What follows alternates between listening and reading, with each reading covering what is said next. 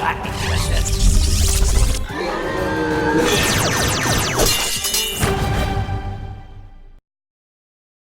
The truth will set you free.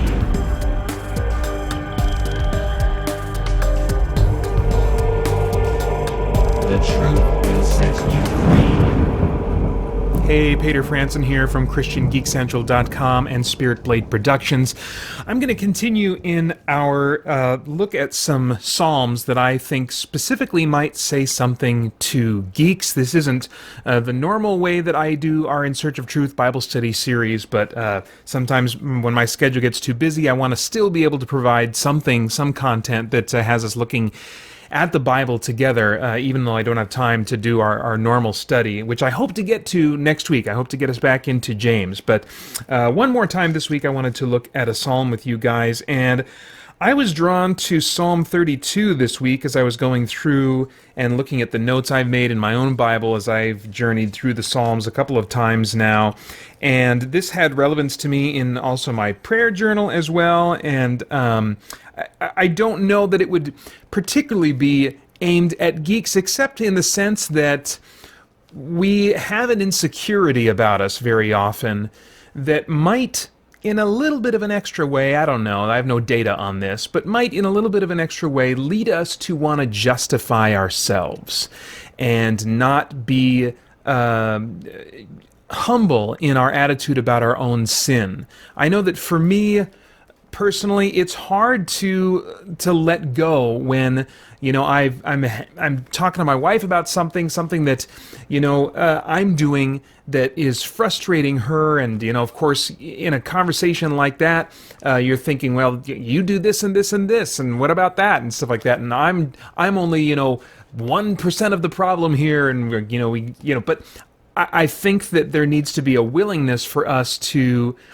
look at our contribution to whatever the problem is, and have a willingness to consider that it might be a greater percentage that we are contributing to the problem. That was kind of a breakthrough that I had, I don't know, when my boys were younger, so this was probably about 5 years ago, when there was some kind of, I don't even remember what the details were now, but there was some kind of thing between me and my wife, Holly, where it was a messy situation where both of us were contributing to the kind of like conflict, or the sense in which we were not on the same page and were kind of frustrated with our circumstances, and I think I really couldn't see the level of sin that I was contributing to the situation until I really relied on the forgiveness of Christ. And once I spent some time alone contemplating, I was like, okay, well, Peter, let's just act for a moment as though you really are forgiven for all of your sins, completely and fully. In light of that, as the safety net you can fall back on, what really can you say about what you've added to this situation?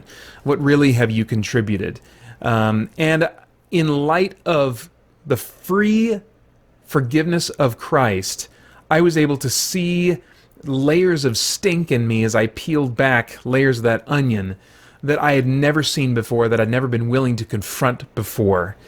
And so I think that a psalm like Psalm 32 is really valuable no matter what sin we're struggling with. I actually, when I was writing about this in my journal lately, was looking at it again in the context of my tendency toward worry, which isn't necessarily a thing that all geeks have, but that's something that I tend to have. And so this psalm was moving to me most recently in the context of my sin of worry, my lack of trust in God and His love for me.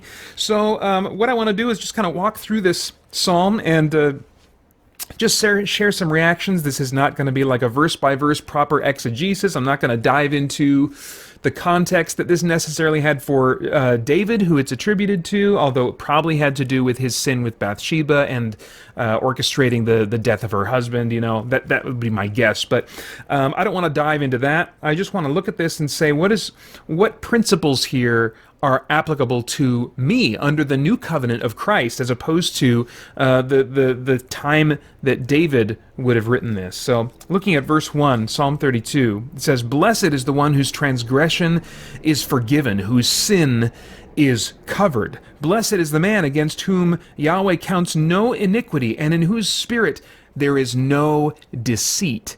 And we really have a tendency to deceive ourselves regarding what's going on with our sin.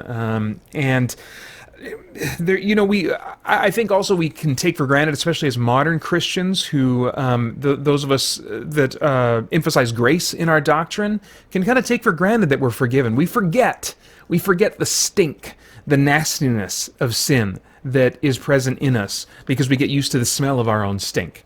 But it is a really big deal that our transgression is forgiven and that our sin is covered. And he's going to go into in the rest of this psalm into like why and how. And but I wanted to bring that out, that the blessed is the one, that's the topic here, whose transgression is forgiven, in whose spirit there is no deceit. Verse 3 now, for when I kept silent, my bones wasted away through my groaning all day long. For day and night your hand was heavy upon me. My strength was dried up as by the heat of summer. So there's this way in which God will use unconfessed sin in our lives to allow us to be weighed down and to really suffer consequences of that, and to just experience this wasting effect when we are just living with sin, deceiving ourselves that it's not the big deal that it is. It festers and it just destroys us. And that's something that God will allow. It's something that He will use to get our attention and to speak to us. So now looking at verse 5, I acknowledged my sin to you, and I did not cover my iniquity. I said, I will confess my transgressions to Yahweh, and you forgave the iniquity of my sin. Therefore, let everyone who is godly offer prayer to you at a time when you may be found. Surely in the rush of great waters they shall not reach him. You are a hiding place for me. You preserve me from trouble. You surround me with shouts of deliverance. There's actually a few things there that I'm interested in kind of like digging into and commenting on, but I don't have time to really do that right now. What I do want to observe about this is that after acknowledging his sin to God, confessing it, not covering any of it up, but just putting it all out on the table, exposing himself in that way before God, he experienced this forgiveness. And then after that, he had this realization. He seems to reflect that God is a hiding place for him, that God preserves him from trouble and surrounds him with these shouts of deliverance. There's this nurturing and care that followed his confession of sin and his experience of forgiveness, and there's this sense of celebration. He says that God surrounds him with shouts of deliverance, and I can speak to the truth of that. There was like when 5 years ago, when I kind of had that breaking point, I was overcome. I imagine it was an experience similar to what someone has when they become a believer, maybe later in life. I've been a believer for as long as I can remember, and so this was probably the biggest experience I had, but of like recognizing your own sin, and that horrible moment of recognizing really how deep your problem is, your sin problem is. That's the bad news. The gospel is the good news, but in order for it to be good, we have to kind of experience the reality of the bad news, which is our sin is a lot worse than we tend to think it is. And so I had that moment, and then knowing immediately that I had the forgiveness of Christ, this tireless, just relentless, again and again, daily, moment by moment forgiveness of Christ applied to me, was like, it was like a dam bursting, where I could have this complete freedom to live in transparency and in confession, and have this wonderful sense of victory, which I think is what David was experiencing here. You surround me with shouts of deliverance. That there's this celebration and there's this sense of victory of being delivered by God. Looking at verse 8 and 9 now. I will instruct you and teach you. This is now the voice has shifted. This isn't it's still written by the psalmist, but he is taking on the voice of God. He says, I will instruct you and teach you in the way you should go. I will counsel you with my eye upon you. Be not like a horse or a mule without understanding, which must be curbed with bit and bridle, or it will not stay near you. So God, in the wake of this confession, is saying, okay, so now when we going forward from here, let me guide you. Please let me guide you. I want to help you walk through life, and this moment that you've experienced of freedom, celebration, forgiveness, I want that to continue. So please let me instruct you and teach you. I'm willing to do that if you'll allow me. So don't be like a dumb animal that's just operating based on instinct and that needs a bit and a bridle, or it's not going to do what it's supposed to do. Instead, allow me to instruct you, allow me to teach you. And then finally in verses 10 and 11, this is now back to the psalmist's voice. Many are the sorrows of the wicked, but steadfast love surrounds the one who trusts in Yahweh. Be glad in Yahweh and rejoice, O righteous, and shout for joy, all you upright in heart. Man, some of these words sometimes seem alien to me. I don't know if they do to you, like the idea of shouting for joy. And I think that probably, should alert me to how maybe dead and jaded my faith life is compared to the psalmists here, where he, I'm sure, did experience moments where he was literally shouting for joy over what God had done for him. And he just is reflecting here on the path that he's on compared to the path that those who just reject God are on. Many are the sorrows of the wicked. Sometimes we can see that in their lives, just breaking apart and having all kinds of dysfunction. Sometimes it's very hidden. And certainly it's where the end of that existence will be, is in sorrow.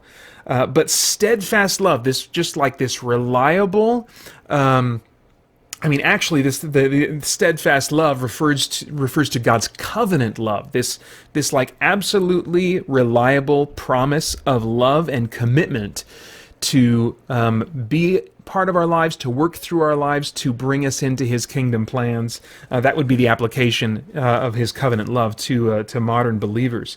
But steadfast love, His covenant love, surrounds the one who trusts in Yahweh.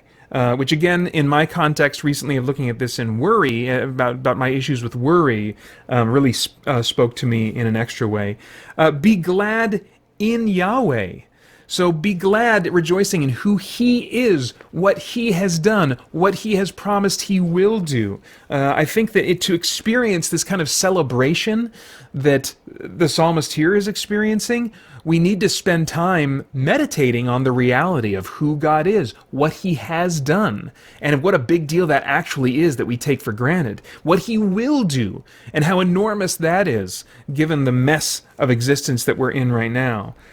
Be glad in Yahweh and rejoice, O righteous, and which is kind of a callback to the beginning of the psalm, talking about, like, why are we righteous? Because we do lots of good things? No, this whole psalm is about experiencing forgiveness through God, and as modern believers we would understand that's through Jesus and the sacrifice that He made for us. So rejoice, O righteous, and shout for joy, all you upright in heart. And again, that's a condition of the heart that He wants us to stay in, that He wants our hearts to be oriented toward Him. He wants us to be willingly led by Him. He wants us to be vulnerable and transparent before Him, and then we get to experience just the freedom that comes from that, as David did. So that's really good for me. It's good for me this week as I have a few things that I am worrying about, and hopefully whatever your context is, whatever sin you might be struggling with or have left unexamined, whatever the case might be, I hope that was valuable to you too. Thanks for listening.